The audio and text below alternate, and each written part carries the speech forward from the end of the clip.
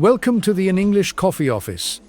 Today is Sunday, January 11, and like every morning, David and Alex are at the coffee machine. I swear this machine gets slower every single year. Good morning to you too, David. Morning, Alex. Seriously though, I've been waiting 2 minutes for a simple espresso. It's teaching you patience, which is a virtue you lack. Patience doesn't close deals, Alex. Maybe not, but caffeine withdrawal won't help either. Fair point. I need the energy, honestly. I was up late reading that report in the Washington Post. The one about the new digital verification standards? Exactly. The deepfake verification ID protocol. I saw the headline this morning. It's about time they implemented something like that. It is absolutely wild. The article said, corporate espionage via AI avatars is up 200% in the last 6 months. The number is staggering. It's terrifying for a sales guy. Imagine pitching to a client who isn't actually there. It's a logical step for security, though. Requiring a blockchain-verified watermark for all corporate video calls? Makes sense. It sounds complicated to set up. It's actually just back-end infrastructure.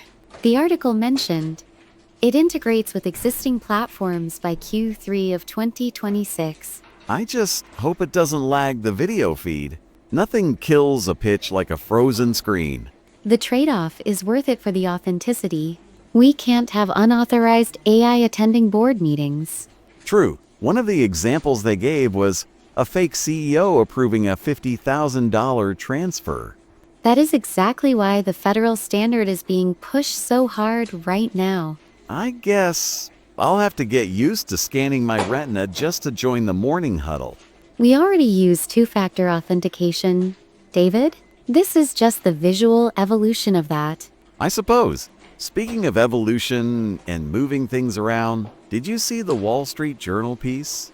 Which one? The one about the Arctic commercial corridor. Oh, the shipping route agreement? Yeah, that's the one. 15 major shipping lines signed the pact yesterday. It's a huge deal for global logistics. Huge is an understatement.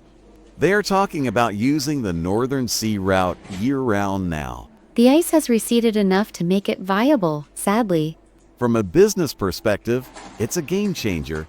It cuts the transit time between Asia and Europe by 12 days. 12 days is a massive reduction in fuel costs.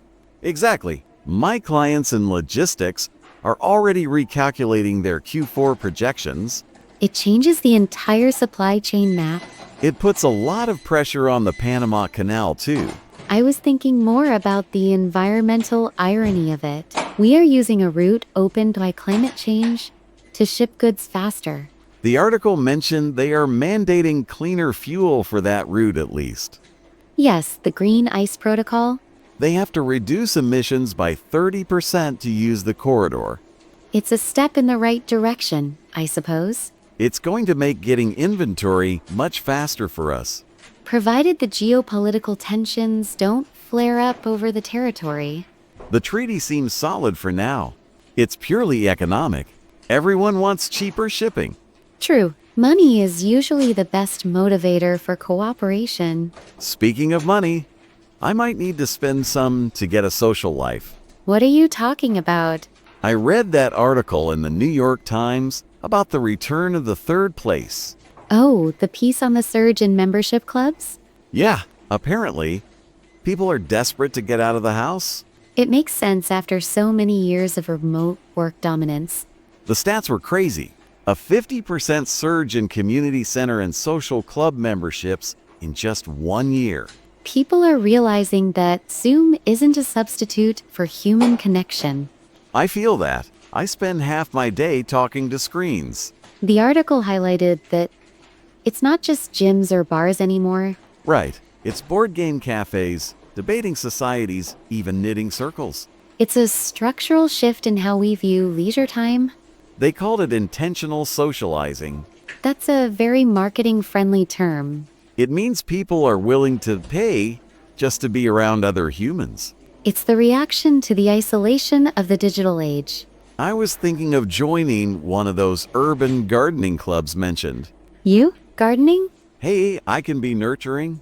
Plus, The article said, it's the #1 way to meet people in the city right now. It's good for mental health too. And I get fresh tomatoes. It's a win-win. It's interesting how the trends are cycling back. We went digital, and now we are craving the analog. Just like that shipping route. We are going back to old explorer routes with new tech.